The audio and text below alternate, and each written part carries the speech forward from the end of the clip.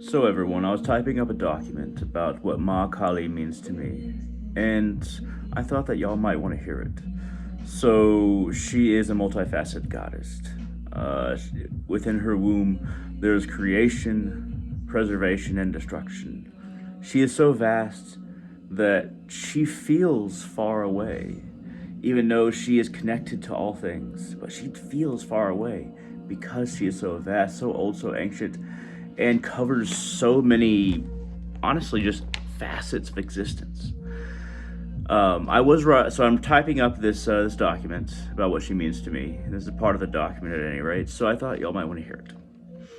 Ma Kali is the Godhead, or highest form of God I worship, as the head of all that is.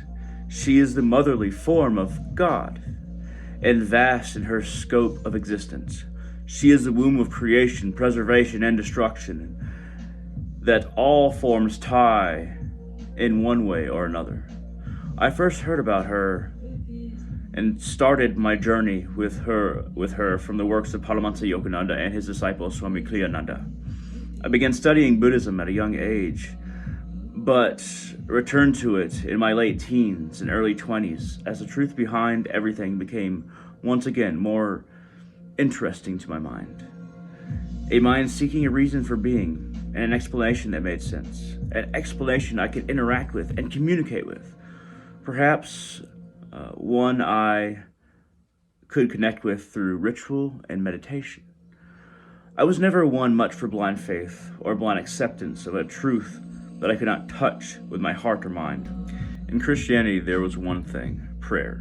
If you believe in Jesus and God and pray about it, then that's all you can do to make a connection. It always felt to me like bridging a chasm by throwing a few planks tied together into the space. There's not enough planks. Know-how or understanding to make more that would be needed to bridge such a gap between oneself and the source of all things. I didn't have much context as to what I was seeking when I turned away from going to church in my late teens, this having been a personal effort on my part to find answers, as I was not raised with Christianity or any religious beliefs at all. When I realized that no one there knew or cared about connecting to God personally, Christianity seems at that time, even now, as a cold, mindless machine, only inching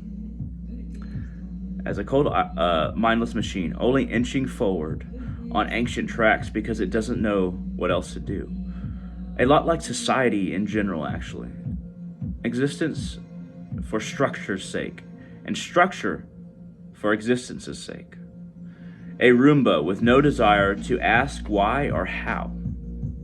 I am happy that I found spiritual paths that at least make sense and provide an understanding of constant connection to everything else and methods to do so.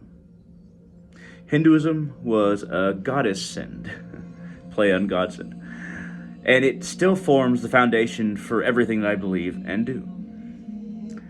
I think I found Ma Kali before really finding Hinduism, however, which makes it feel even more emotional than a purely logical process. I heard about her from Yogananda, as I said. A goddess, both very protective and strong, as well as enlightening and free. Her physical appearance in tapestries and paintings is a test of the mind to see. She wears a bunch of severed heads as a necklace, holds a kind of pitchfork known as a trishula, stands barefoot upon her husband Shiva, only skirted in severed arms. Terrifying to any non-Hindu, and even many Hindus as well.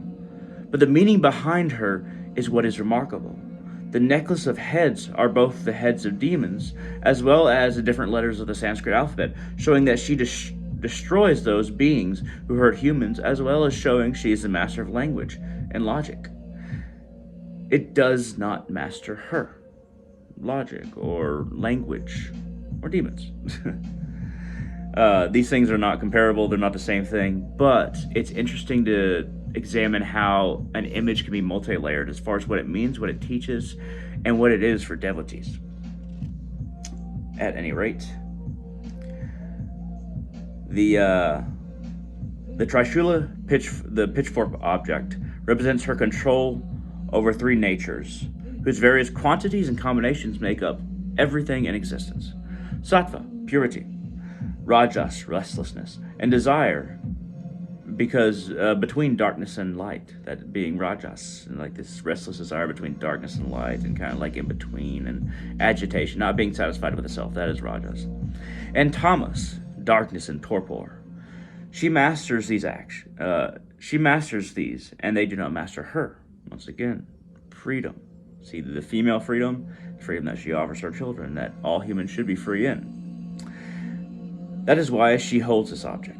Her skirt of arms symbolizes all negative actions her devotees were thinking about doing, but instead offered them to her as they chose to control themselves and be strong, rather than giving into desire and temptation or even anger. She holds a demon's head in one hand and a head-cutting sword in another. The demon's head is ego, and the sword is the ability of hers to destroy our ego and personal identification with material and materialistic thinking. If we allow her to chop ego off, she does not make the decision for us. She stands upon Shiva to show she is the active energy of this world, while he is the passive material energy. The reverse of each is true in the astral realms. I have seen her fairly stationary and massive form in the astral realms, planet in her lap and all. Astral realms, and it does seem more like a stationary material, like a tree would be here. Though she can of course move there, it's just that she seems more stationary than something like sunshine or fire here. She's more like sunshine or fire with the energy. Her hair in the images is unbound, showing she is free. And she is not clothed, showing she is free and not made to clothe herself in anything but the things she chooses to, in the form of what she does for humanity and how she is proud of us. She is free of societal constraints, as human beings should be and will be in higher vibrational ages and cycles. So this is a lot of Hindu knowledge about Ma Kali and kind of what she is, but there's a whole lot of what she is to me in there as well. So if you have any ideas about who Ma Kali is to you, or how you love her, assuming you're a devotee, put it down in the comment section below on YouTube, and I'd love to hear from you. But I've been contacted by people in general, but a lot of women around the world, in various parts of the world, who weren't raised Hindu, who wasn't raised in this culture, but they've had like visions of Ma Kali. And I think that since this is Dwapara Yuga, it's starting to be an ascending age again. These gateways in people's minds, people's hearts, and people's spiritual paths are starting to be opened. More and more people who are waking up to their spiritual awareness, their spiritual being, that is separate from this materialistic world, politics, and dogmatic religion. There's a lot of us who are just ahead of the curve, and we're waking up to our spiritual nature, what our spiritual nature is, who we are as an individual, and how we doesn't have to be a part of like an organized religion or a part of society. We can be our own spiritual beings and be connected to our soul in ways that don't just have to rely upon a religion or just have to rely upon society. When we, especially those ahead of the curve, we awaken separately. We don't awaken as a group usually when this ascending age, Dwapara Yuga, starts. And a lot of people think we're still in Kali Yuga, but Paramahansa Yogananda and his lineage, all the way through Babaji, we're talking about how actually the yugas, there are bigger yugas, but there's smaller yugas in all those bigger yugas. So in this Kali Yuga, we're in Dwapara Yuga. It's actually an ascending age. So more and more people are going to awaken to their spiritual nature, their connection to gods and goddesses and spirits that they didn't realize they had, or they didn't realize they had that connection within them too, but their souls always had these certain flavors that it's a joy to see people waking up to. It's a wonderful thing to see people waking up to this. In all different traditions, you don't have to be Hindu, you don't have to be pagan, you be even Christian or Muslim, and you start to start thinking these thoughts are a little bit different than the doctrine, and you start to wake up that you're a spiritual being, that your soul is something that's very individualistic and doesn't have to follow a certain doctrine laid down by a religion, a dogma, by a tradition that demands you fall into line rather than have your connection to God, your connection to the gods, your connection to spirit. More and more people are realizing, I can have these connections myself. I deserve to have these connections.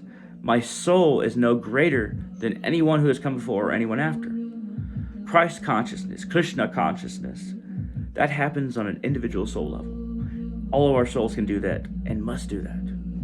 No one is small. Every human being can follow their own path, and it doesn't have to be in one religion. In my understanding, in my belief, there's never going to be one religion that just leads us into the future. Everyone can follow their own path back to the source.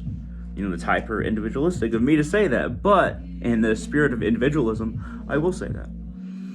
So, do you think we're in an ascending age? I think we are. Do you think that Ma Kali or even Odin, I've heard a lot of people having there's a whole lot of connections to even Norse gods that have been happening recently in the last 30 to 40 years that didn't happen in the previous 600. We're starting to be able to connect to the gods again, but what do y'all think? Do you feel like we're connecting to the gods? Norse, Hindu, any kinds of gods, any kinds of spirits, the Loa and Vodou. Do you feel like these connections are easier now? Are we in an ascending age? Or are we just rediscovering this? Or maybe we're not. Whatever your opinion is, whatever feedback that you have, please share in the comment section below on YouTube. I'd greatly like to hear from you. Hit that thumbs up, it really helps out the channel so that we can get more people to this content. And if you want to support the channel and the work that I do, feel free to become a patron on patreon.com/darkrealist, capital D, capital R. Go to patreon.com/darkrealist, and for just $1 a month, you can get all my videos and podcasts in one place that I make. And you can get pictures of rituals and ritual journal entries that I don't share anywhere else but Patreon. And you can get just a little bit more vibe of where I am, and maybe you can benefit from it as well.